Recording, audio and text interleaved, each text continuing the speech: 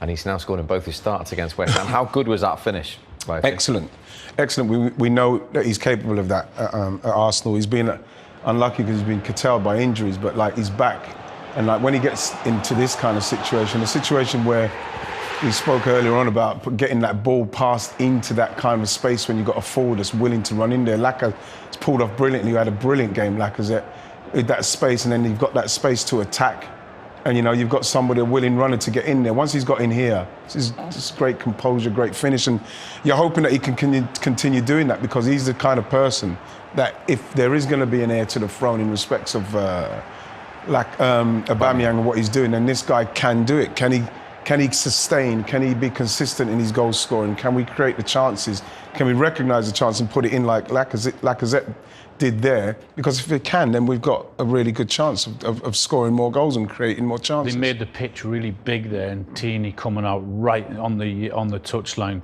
Fullback's got a decision to make whether he goes tighter with him, and because he doesn't, Martinelli finds that little bit of space in there to run in behind with clever play from Lacazette, and because of his pace, no one can get near him. He sticks it away really beautifully. Well. Really do you like what you see from Martinelli? Yeah, I do. I like him to have a bit of a more of a regular run in there and show what he can do over a sustained period of time. But that is really exciting play, and that's exactly what Arsenal needed tonight. Arteta needed that. We said the manager needed it. The players needed to go out and do the manager a favour, because he'd put his neck on the line in making that big decision and leaving the captain out, and taking the captaincy off him in the way that he did it publicly. His players needed to give a performance tonight, and they didn't disappoint and didn't let him down, and they did that. Deserved to win the game. Okay, more goals to look at, but in the last 5 days it's been a story of penalties in the Premier League, so we're going to bring in Dermot Gallagher again to speak to us. Before we get to the penalty, Dermot, 2 yellow cards. Let's clear up Soufal's first half one first on Tierney. Any debate, any issues?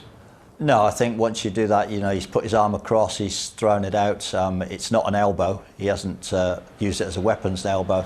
But you see, he puts his arm out like that on Tierney. I think the referee's got a good view of it. This is the best angle. See there, bangs it back, and he gets a yellow card. And ultimately, he pays a price for that yellow card later in the game, as we saw. Yeah, that was the first yellow card in the first half. Now then, let's have a look first of all with Alan and Ian. Penalty or no penalty? Never a penalty. Never a yellow card, and never a penalty. Not only has he won the ball with his first challenge, with his first foot as he goes in, he actually wins the ball and he's follow through as well. You can just see it here in slow motion. He touches the ball first, there, wins it, and then with his left foot, he wins the ball again. Never a penalty. Bizarre decision. There's no studs showing there if it's going to be dangerous or reckless. I can't see how I think that's a very soft penalty, and even more of a harsh sending off, if I'm going to be totally honest, because he's not really out of control of his body there, like we've seen people go in, and he has got the ball. It just seems very harsh to me. I think it's been a terrible 2 or 3 weeks for the referees. I don't know what's gone on, or whether someone said anything, but the last 2 or 3 weeks I think there's been some awful decisions, not only from the on-field decisions, but from the VAR officials as well. Is there with that one, Dermot, why is he given that penalty? What's he giving it for? Reckless?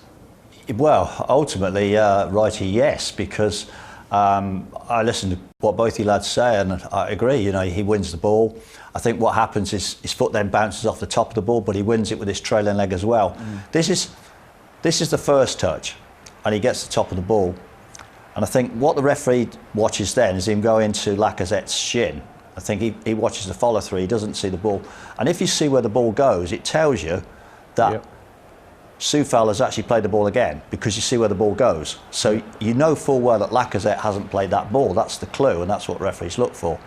So I think Dermot, Peter Banks has obviously seen this exactly like you are in the direction of the ball. Yeah. Why do you think he's looked at that and not at least recommended an on-field view, or said, actually, that's an error?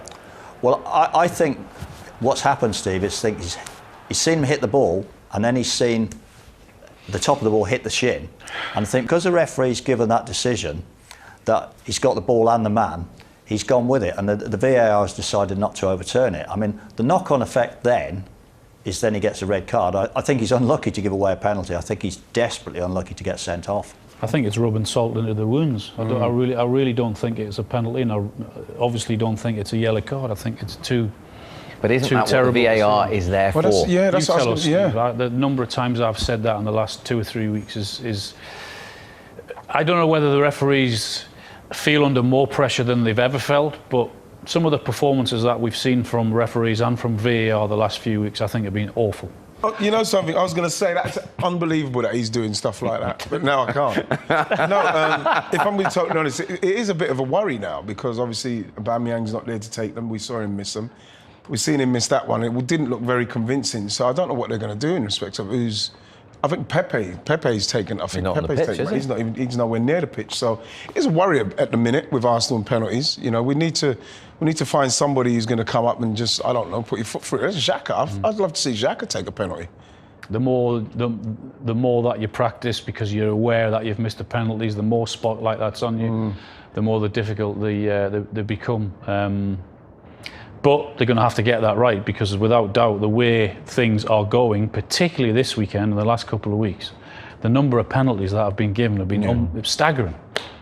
21 minutes after he came on, player I know you really like, Smith-Rowe. He's now Arsenal's top scorer. Here we go, 6 Premier League goals, the same as Aubameyang and Lacazette combined. Well, what's good about him is something that he's started the season. He said he needs to score more goals. And this was a situation where he'd find himself in when he first got into the team, and he'd not take the opportunity, he would not take the chance to shoot. But he knows that it's goals what's going to keep him in the team, and it's goals what's going to, like he's done, he's got himself in the England squad. And once Arsenal do get into this situation, this is where they're very, very good. And this is where he gets into a situation he's not thinking of anything else apart from getting himself into the right area, and then bam, left foot, his weaker foot, and he puts it away. And what's great about Emma Smith-Rowe and Saka and Martin Odegaard and Martinelli is that they're young players with a lot on their shoulders and they're responding very well. He's been put on the bench for the last couple of games. He's come off the bench, shown why he should be playing, and that is what you want to do to a manager like this. You want him to see, OK, I'll go on the bench for you, but when I come on, I'll show you what I'm capable of doing. Every decision that Arteta made today and the last game, and he's been under pressure, has worked. They're sat in 4th position now. Made a couple of huge decisions in the last few days, and they've worked for them. And we said before the game, this is a game because of those decisions that his players had to win for him, had to win for their manager this evening. And I was really impressed because these are the teams that Arsenal have to beat. As we said earlier, also they can't compete with the top 3. They're not in their league at this moment in time. They're a long way off that, but they can compete with West Ham and Tottenham and Man United for that 4th spot. We saw them in their result that they've gone to Liverpool, and people go, OK, they're a long way off that. But the mini league that they're in now is Tottenham and a West Ham and a Man United, and they've gone out and they've done their manager proud this evening. And as I said, well done them, because they had to do that. You know something, when you listen to Gabriel Martinelli saying about West Ham and what they done with what they saw with West Ham was a West Ham side that they know beaten Man City, they've beaten Liverpool, they're capable. And so they were ready for him. But I think that West Ham were very disappointing. They're very disappointing, and I think that what Arsenal done, they realised they weren't at it, and they were ruthless with them. Now, what you want to see is the game against Leeds that's going to be licking their wounds, go there and beat them in a ruthless manner as well, because what they've got to do is let people see that they're now in 4th, and that's where they want to be, and they're going to have to do a lot to fight people off to stay there. But Leeds and beating Leeds will be a massive feather in their cap. From start to finish of this game tonight, we felt there was only ever one team going to win this game. And I said before the game, I thought West Ham might get something out of it. Arsenal came out and they were at it right from the start. From the very first minute to the end, they were the better team. They were sharper. They looked more organised. They certainly created more chances. They looked solid defensively. Yes, we can talk about how poor West Ham were, but Arsenal made them look poor. They had more energy than them. They had more craft than them. And they were all round a much better team. Yeah.